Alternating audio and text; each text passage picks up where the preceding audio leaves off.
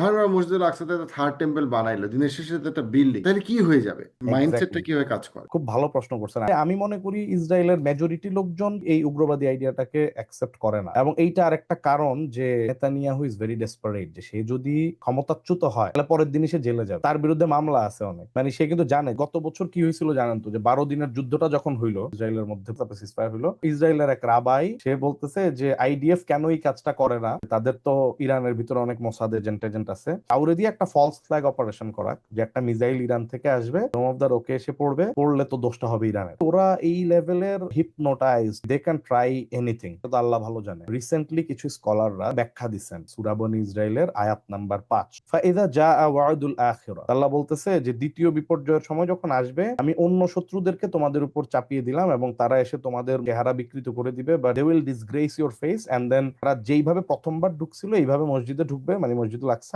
যে জিনিসের উপর তাদের হাত পড়বে তাকে ধ্বংস করে রেখে। এখন ইসলামের 1500 বছরের ইতিহাসে এই আয়াতের ব্যাখ্যায় সবাই একমত ছিল যে এই দ্বিতীয় বিপর্যয় আসলে হয়ে গেছে। আমি তো স্কলার না, বাট টাইক ইউসুফ আল কারদাবি সহ অনেকে বলছে যে না, এই সেকেন্ড যেই ডিস্ট্রাকশন এটা আসলে হয়ে গেছে অলরেডি, ঈসা আলাইহিস সালামের সময়ে হয়ে গেছে।